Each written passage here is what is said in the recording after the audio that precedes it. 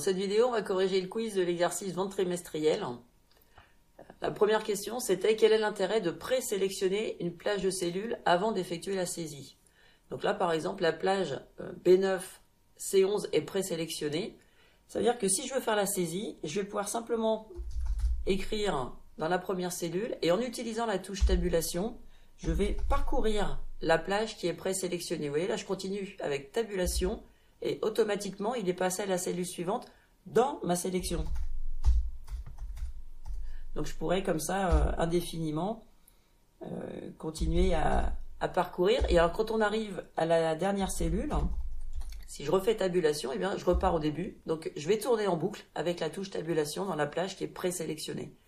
Ça veut dire que pour les gens qui ne sont pas dactylo ou qui regardent le clavier pendant qu'ils saisissent, ça évite de sortir de la plage et d'écrire sans faire exprès en dehors de ce qu'on voulait. La question suivante, c'était quelle touche au clavier permet de se déplacer dans une sélection de cellules? Donc ça, on a vu, c'est la touche tabulation. Et puis, à propos de la recopie incrémentée, qu'est-ce qu'on appelle la recopie incrémentée? Eh bien, par exemple, quand je sélectionne trimestre 1, si je le recopie, automatiquement, parce qu'il s'agit d'un texte suivi d'un nombre, Excel va pouvoir incrémenter, augmenter de 1 en 1, et ça veut dire que trimestre 1, trimestre 2, trimestre 3, trimestre 4 vont s'écrire automatiquement. Sur le même principe, produit 1, c'est du texte suivi d'un nombre, et donc si je le recopie, je vois également dans la petite bulle qui s'affiche à côté que automatiquement Excel va faire produit 2, 3, 4, 5, etc. Qu'est-ce qu'on peut recopier comme ça, comme type de données? On vient de voir du texte suivi d'un nombre. On pourrait également recopier par exemple les jours de la semaine. Si j'écris lundi, je peux tout à fait le recopier vers le bas, mais ça pourrait aussi commencer à jeudi et je pourrais très bien le recopier vers la droite, ou pourquoi pas recopier vers la gauche, ou pourquoi pas recopier vers le haut. Donc si je recopie vers le bas ou vers la droite, il va incrémenter, augmenter de 1. Si par contre je recopie vers la gauche ou vers le haut, il va décrémenter, c'est-à-dire diminuer de 1. Alors je vais annuler qu'à lundi. Donc ça, c'était les jours de la semaine. Au passage, ça marche aussi en abrégé. Si j'écris « je », il sait parfaitement que « je », c'est l'abrégé de jeudi, donc ça fonctionne également. Les mois aussi, ça fonctionne. Par exemple, si j'écris « février » et que je le recopie, donc on va avoir tous les mois de l'année. Avec les dates, si j'insère la date du jour, on peut utiliser CTRL-virgule pour insérer la date du jour. Je peux aussi le recopier. Alors, je ne sais pas si vous avez remarqué, il y a une petite balise active qui apparaît systématiquement quand on fait une recopie, un peu comme quand on fait un copier-coller. Et dans cette balise active, on va avoir des options. Alors, je vais peut-être refaire ma recopie un peu plus haut parce qu'on ne voyait pas le contenu intégral des options.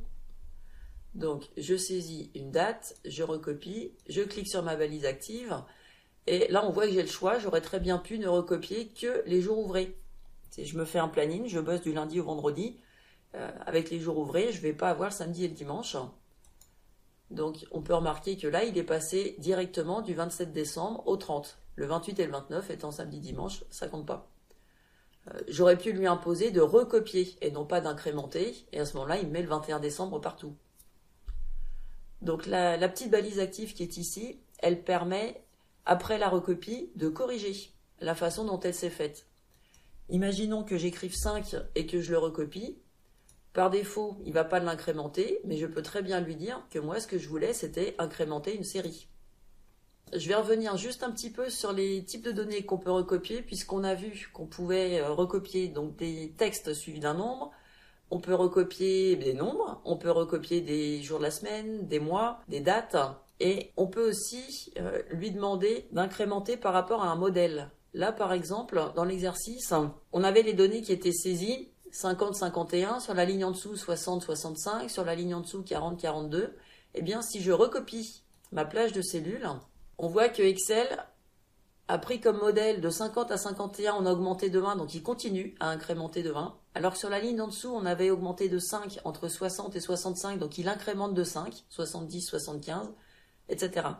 Voilà, donc n'hésitez pas, pour gagner du temps, utilisez la recopie incrémentée autant que vous le souhaitez.